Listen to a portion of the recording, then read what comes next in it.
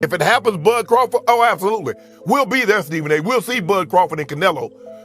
And I want to see that fight. But I would rather see him fight Benavidez. I agree with you. Landing punches, like just the whole stat. Crawford is leading. And so I do think that it's a tough fight, but I would lean more towards Crawford simply of his, skill set. That power ain't gonna be able to sustain throughout the fight. Watch. Shannon Sharpe did not hold back in his warning to Canelo Alvarez about the dangers of facing Terence Crawford. Speaking live on air, he reminded fans that although Crawford has campaigned at 147 pounds, he has long sparred against bigger men and held his own with ease. Sharpe emphasized that moving up in weight could actually make Crawford even more dangerous, adding strength to his already elite skill set.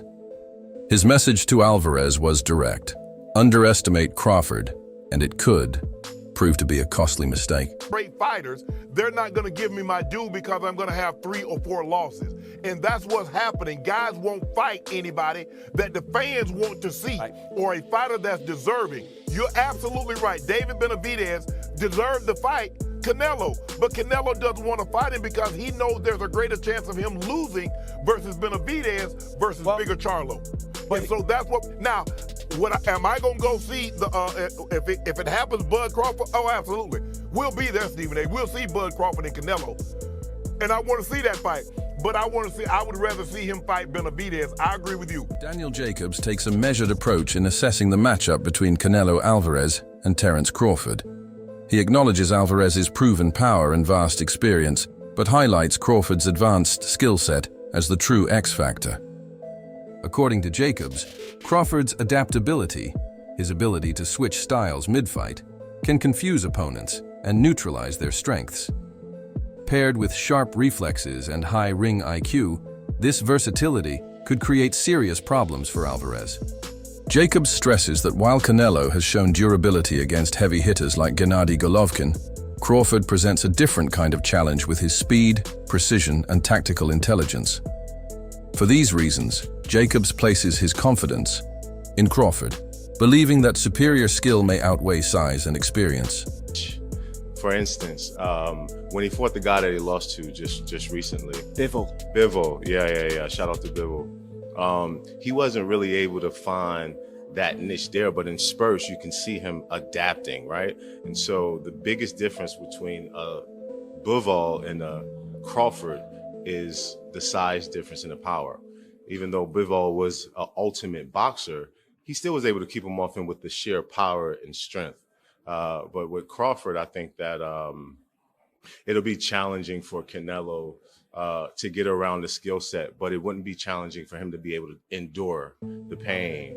And so that's what Canelo would, because the mindset too is, if you can't hurt me, no matter what you do, I'm going to keep coming forward.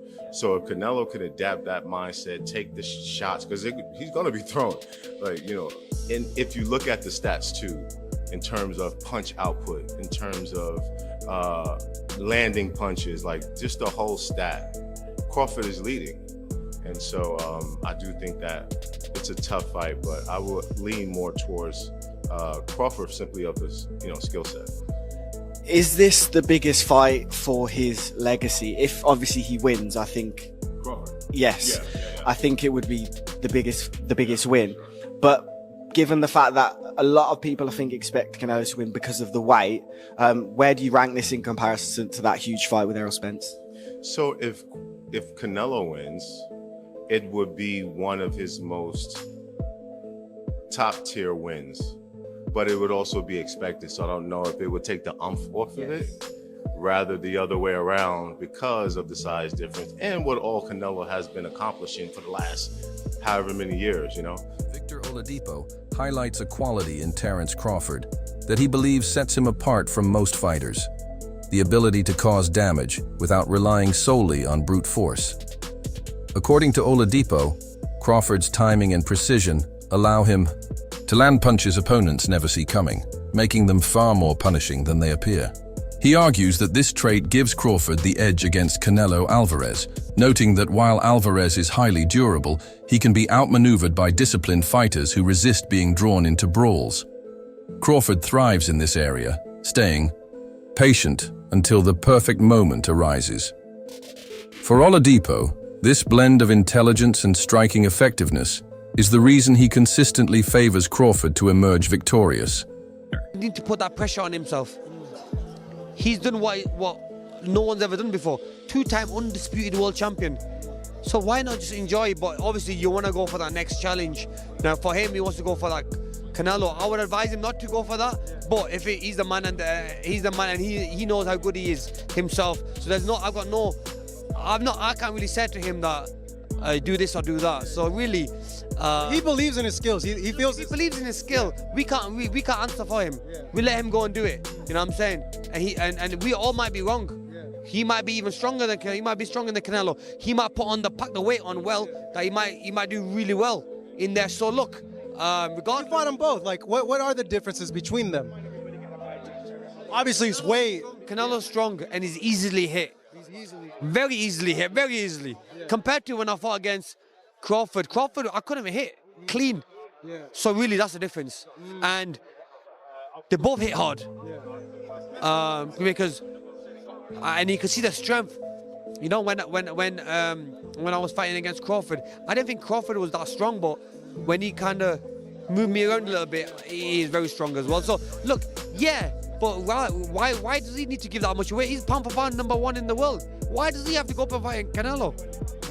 Prove anything? Canelo would say payday, but Crawford wants to be 3-time undisputed. And if he does that, oh my goodness. Wow, I mean, that'll be unreal. But look, if he believes in himself, yes, go for it. Yeah. But don't do it if he's got second thoughts. If he's got second thoughts, don't do it. If he has to be 100% confident, and listen, I'll even go and help him for that if I have to. Oh, yeah. You know what I mean? Because look, I love Crawford. I think he's a lovely guy. Because I got to know him when I trained with him, away from the boxing ring, away from boxing, and the he's a diamond. You know what I mean? So if I can help him in any way, I'd love to do that. But look, but if I was him, just enjoy what you've got now, and don't take no risks. I think you just got to watch the Bivol blueprint, the in and out. I mean, a lot of fighters getting stick now for being runners, Tom and Jerry and whatnot. I stick to what you're good at. Jaron Boots Ennis praises Terence Crawford for his remarkable efficiency inside the ring, noting that every punch he throws serves a clear purpose. Unlike many fighters who waste energy on unnecessary shots, Crawford carefully calculates when and how to strike. Ennis emphasizes that this discipline reflects Crawford's high boxing IQ, allowing him to maximize both accuracy and impact. By conserving energy and choosing his moments wisely, Crawford minimizes openings for counters while steadily wearing down opponents. Ennis believes this level of control and precision will be critical against Canelo Alvarez, where every small advantage matters against such an experienced and seasoned champion. Terence, so people don't understand. He can box and he's smart. Yes. He don't waste no punches, man. He don't waste no punches. And he's really smart, man, when it comes to that boxing game. But it was me and I'm training him. Yeah. I would have him frustrating Canelo. What I would do with him, I would hit him with some good shots, combination shots, because you know, Canelo got to be set to throw punches. That's right. That's right. You know what I mean? If Crawford boxing move, you don't like nobody to boxing move. And that's what I think Crawford is going to do. Diego Pacheco offers a balanced perspective, recognizing clear paths to victory for both men. He notes that Terence Crawford, with his sharp technique and defensive awareness, is more likely to win by accumulating points over 12 rounds rather than stopping a fighter as durable as Canelo Alvarez. At the same time, Pacheco highlights Alvarez's immense power, particularly to the body, which gives him a very real chance of securing a knockout if he lands clean. For Pacheco, this contrast captures the essence of the matchup: Crawford's mastery of distance and combinations against Alvarez's heavy hands and relentless pressure. In his view, the outcome will ultimately hinge on which fighter is able to dictate the pace of the fight.